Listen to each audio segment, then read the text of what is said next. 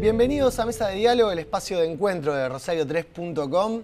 Y hoy vamos a estar hablando de un tema que nos tiene a todos, no sé si la palabra es directamente preocupados, pero sí muy atentos desde hace ya un tiempo largo, que es la economía, el mundo financiero, las finanzas.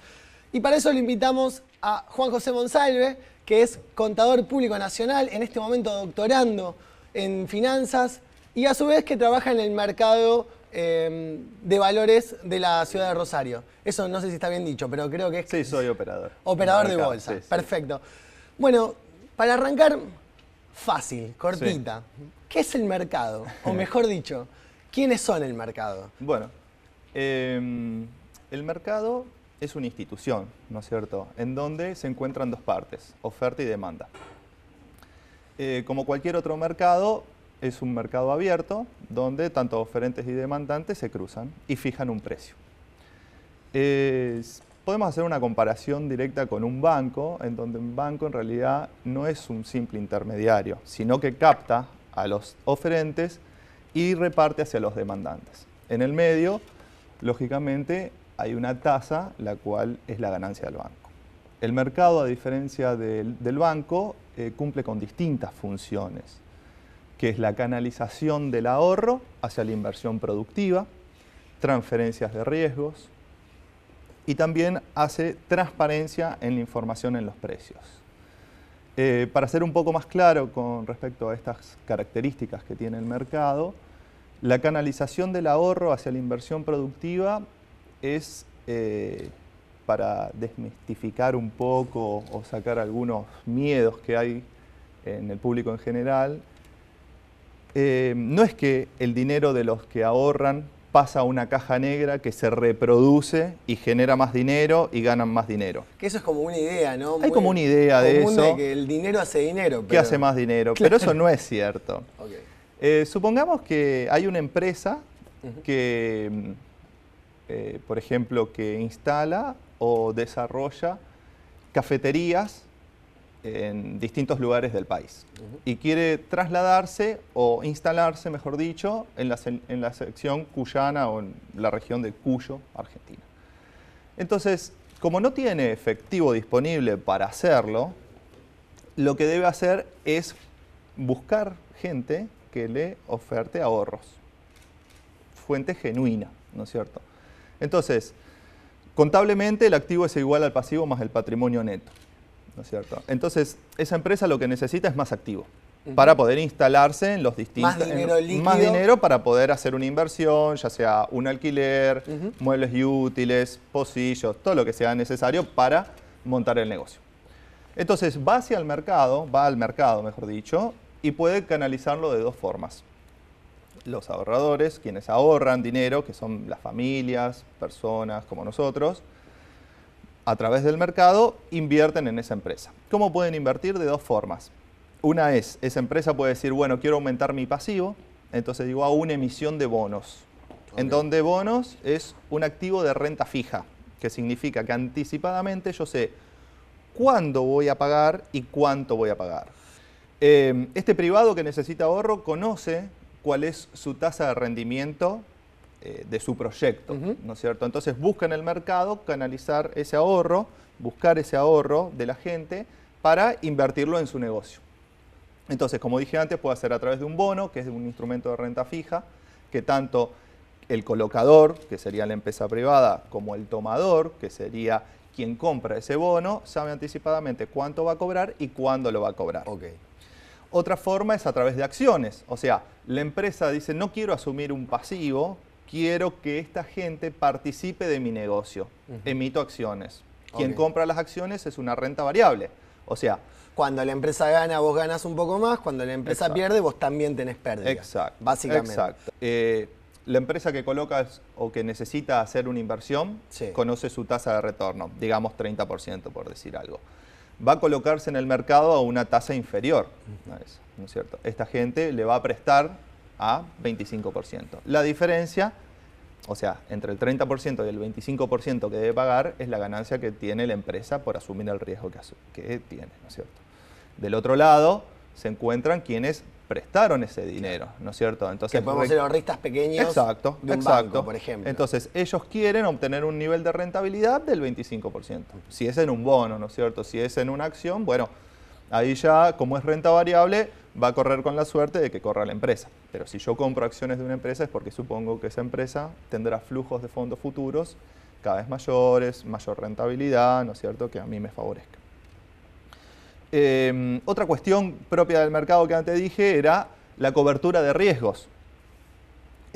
Para traer a colación, ahora hace poco se habló de que los argentinos debíamos pagar facturas de gas producto de una pérdida, o mejor dicho, que las empresas de gas privadas dejaron de ganar por la devaluación.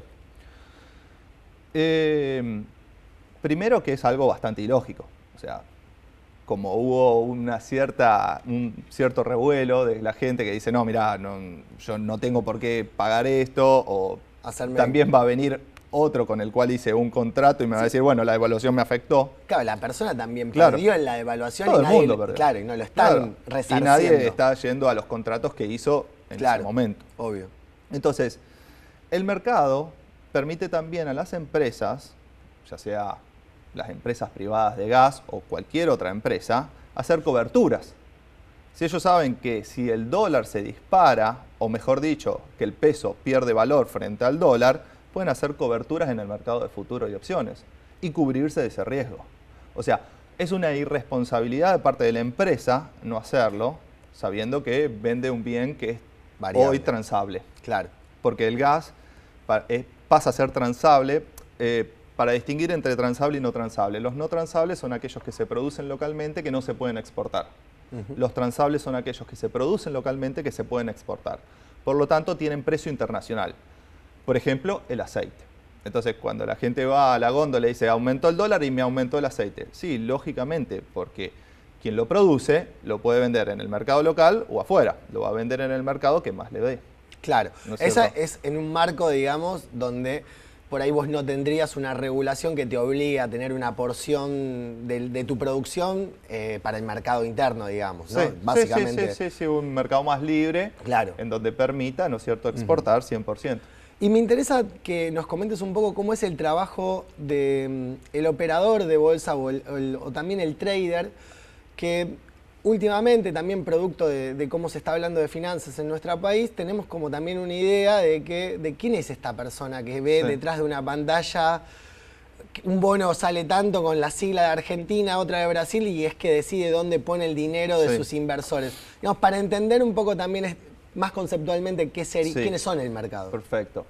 El operador lo que busca hacer es conectar las dos partes a través del mercado, ¿no es cierto? Tiene acuerdos con mercado, por ejemplo, un agente de liquidación y compensación, lo que hace es captar clientes y a través de él pueden ofertar en el mercado o demandar, ¿no es cierto? O sea, para que quede claro, vos juntás gente, por decirlo... No, puede ser una sola persona okay, o un conjunto de personas. O sea, vos asesorás individualmente. Perfecto. ¿No es cierto?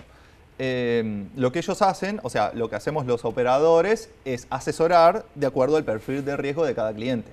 O sea, hay clientes que son sumamente conservadores, obviamente no le vas a ofertar o ofrecer algo que sea de renta variable, ¿no es cierto? Porque el riesgo es mucho mayor. Claro. Entonces, el operador, la principal función que tiene, aparte de conocer el mercado, cumplir con toda la regulación que exige la Comisión Nacional de Valores, los mercados e instituciones financieras, es asesorar correctamente a cada perfil del inversor. Para ello tiene que conocer a cada uno de los inversores, ¿no es cierto? Conocer su cliente. Claro. En base al conocimiento de su cliente, sabe los instrumentos que hay dentro del mercado y cuál es el instrumento acorde a ese perfil de riesgo.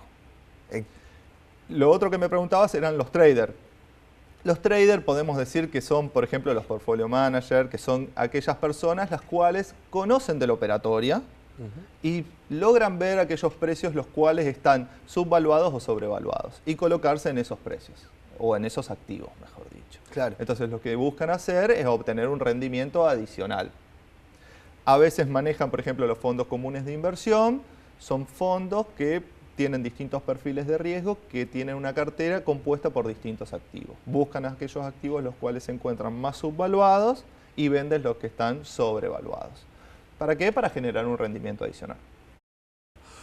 Te saco del tema más explicativo de esto que es el mundo financiero y te traigo un poco a la situación de Argentina. Sí. ¿Es una turbulencia? ¿Es una tormenta o es una crisis económica pura y dura la que estamos atravesando este momento en la Argentina? Bueno, es un poco de coyuntura política, bastante complejo hablar, pero creo yo que no se ha hecho nada. No se ha hecho absolutamente nada, se ha continuado con el mismo modelo. En Argentina hay aproximadamente cerca de 23 millones entre empleados públicos y quienes cobran asignaciones, y por el otro lado hay unos 6 millones de privados. El gasto argentino sigue siendo enorme en relación al PBI, y es necesario bajarlo. Argentina no puede vivir eternamente teniendo déficit fiscal, o sea, gastando más de lo que le ingresa. Eso sucede en la economía de tu casa, en la economía de mi casa y en la de un país. O sea, un país no puede vivir endeudado, no puede gastar más de lo que produce o de lo que le ingresa. Ellos vieron que el gasto cada vez es más grande. Los políticos no se ajustaron, siguen teniendo asesores, siguen viajando en primera, siguen teniendo gastos que nadie los controla. Pero ellos no se quieren ajustar. El gobierno no se quiere ajustar. ¿Pero funcionaría solamente con ajustar, digamos, la parte política? ¿O en realidad necesitarías como, no sé, un abordaje más integral de toda tu economía? Digo, ¿crees realmente que solamente ajustando la parte política sería como una solución o el principio? ¿No? ¿Cómo lo ves? Es el principio de una solución, okay. ¿no es cierto? Ellos lo que hicieron es decir, bueno, mira, no podemos ajustar el gasto político, no podemos ajustar el gasto público. ¿Cómo generamos para lograr equilibrio fiscal? Y necesitamos más ingresos. Deuda.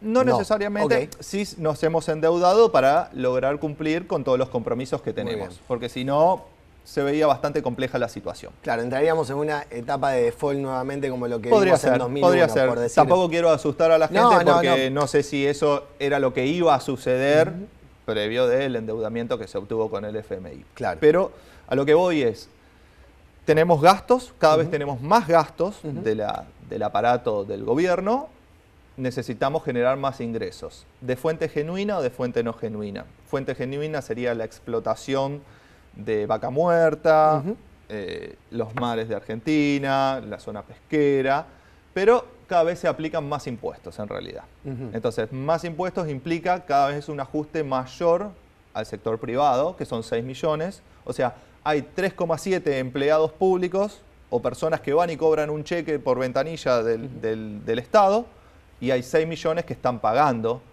a esos 3,7. Cada vez se lo ajustan más al privado, entonces la desocupación es producto de ese ajuste, porque el privado es el que genera ingresos genuinos, ¿no es cierto? Que genera mano de obra, demanda esa mano de obra y genera productos y servicios. ¿No es también como tal vez un problema en todo esto? Es Argentina como no genera dólares, a su vez dolariza una parte sustancial de su economía. ¿Eso es posible de evitar? Quiero decir, ¿podemos tener un pensamiento más en pesos, digamos, para tratar de solucionar cuestiones que tengan más de nuestros problemas económicos internos? No. Socialmente no estamos preparados. La ley de Gresham, que... Pero porque no producimos acá en el país lo que necesitamos y tenemos que exportar. En un mundo cada vez más abierto, no todos podemos ser eficientes en producir todo lo que necesitamos. Entonces, cada vez es necesaria más la interconexión. Si no cerramos, vamos a producir, pero vamos a estar carentes de muchos productos que se necesitan, que se producen afuera. Un tomógrafo no lo podemos producir nosotros. Lo produce General Electric y Toshiba, nada más, Estados Unidos y Japón. O sea, necesitamos tomógrafos, nosotros no tenemos la mano de obra especializada, la inversión en capital. Y necesitas la divisa para salir a comprarlo, básicamente. Sí. Por otro lado, o sea, si cada vez cerramos más el país, cada vez es más compleja la situación, ¿no es cierto? Argentina, digamos, tuvo un cambio a partir de 2015 con un gobierno, digamos, que tomó la decisión de abrirse al mundo, o sea, de tener una economía de mercado. Tal vez el contexto global no era el que más lo favorecía, eso puede ser por un lado, pero tenés la sensación de que se puede pasar de una economía que es cerrada de un día para el otro, a abrirle y regular todos tus mecanismos, digamos, para controlar entrada y salida de divisas, digamos. ¿Lo ves como algo responsable o lo ves como un error y que se podría haber tomado una decisión más paulatina hasta llegar a esa economía abierta que se quería ir? Yo creo que no hubo una política económica ortodoxa tajante, todo lo contrario, el gradualismo no funcionó, por eso hoy estamos en esta situación. Este gobierno fue muy tibio al respecto de eso. Entonces, pese a todos los pese a todo eso, porque todos los ajustes que se hicieron no fueron ajustes realmente responsables o que vayan al problema, ¿no es cierto? ¿Por qué creo esto? Porque empezamos con un gradualismo, el gasto siguió siendo enorme, nunca se ajustó el gasto y vieron que teníamos otra política o otra apertura al mundo. El mundo que hizo, Argentina es confiable, le empezamos a prestar. Pero llegó un punto que dijeron, no, mira, no te presto más, porque seguís haciendo más de lo mismo. Entonces ahí tuvimos que recurrir al Fondo Monetario Internacional para poder cumplir con las obligaciones que tenemos de acá a futuro, ¿cierto? Pero no hubo de ninguna manera una apertura de mercado total. O sea, si se quiere hacer eso, quizás se quiera hacer eso, pero no se logró, no fuimos eficientes en lograrlo políticamente. ¿Crees que eso se puede hacer? Sí, claro que sí. De una forma, pero la pregunta es la forma, porque realmente uno ve que se está generando una situación de incertidumbre en mucha gente, el sistema productivo se ve muy afectado y demás. ¿Considerás que es como más razonable hacer una política de shock y ir directamente, digamos, a un cambio de 180 grados?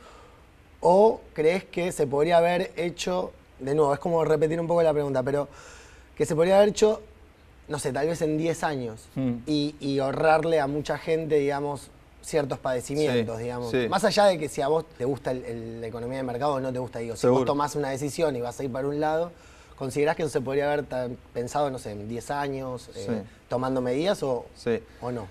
Las medias tintas a mí mucho no me gustan. Ok. Creo que si adoptamos una postura, bueno, tenemos que ir hacia eso. Claro, pero y de la forma más rápida. También entiendo que el político necesita contener a una sociedad. Una sociedad que está muy empobrecida, una sociedad que depende mucho del Estado, que le pague para poder subsistir, una sociedad la cual 3 generaciones ya no saben lo que es el trabajo, porque no vio a su padre trabajar y el padre no vio a su padre, o sea, al abuelo. Entonces no saben lo que es ir a trabajar y reciben una compensación. Dependen del Estado, pura y exclusivamente, para subsistir.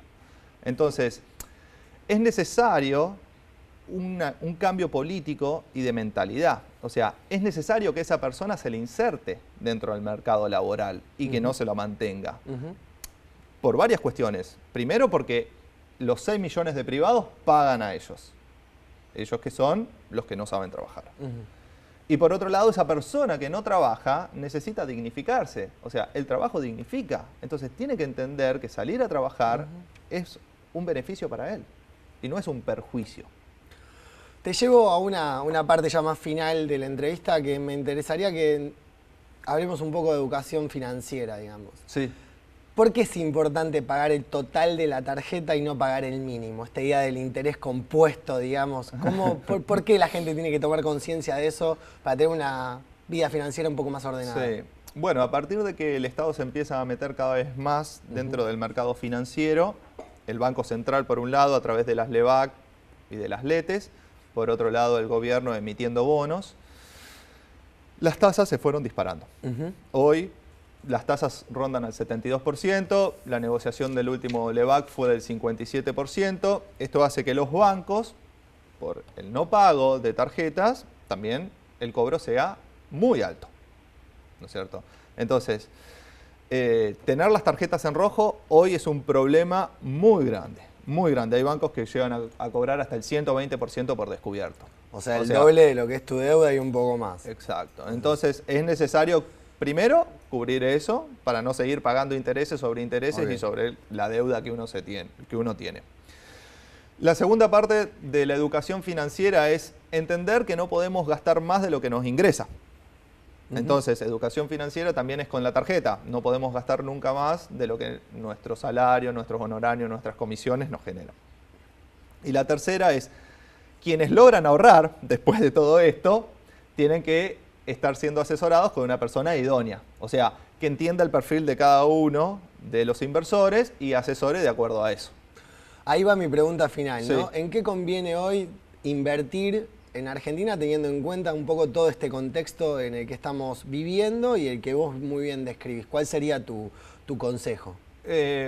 Bueno. Pero rápida, por ahí algo que se te ocurra que vos crees que dentro de todo esto te funciona o estaría funcionando. Sí, bueno, dentro de lo que es renta fija, podemos decir que los activos argentinos se encuentran bastante subvaluados en relación a la región. Ok. ¿No es cierto?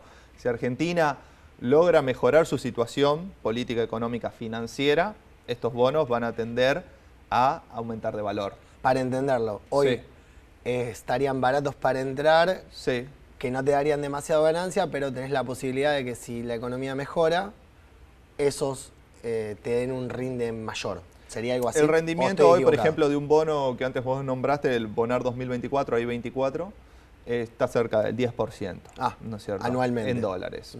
Si ese bono, si Argentina empieza a mejorar su situación política y económica, va a obtener mayor confianza, el riesgo país va a disminuir, por lo tanto, la tasa que va a generar ese bono va a ser menor. Por lo tanto, quien compra ahora va a haber una apreciación de su capital, más una tasa al 10% de acá al vencimiento, siempre y cuando pueda reinvertir sus intereses.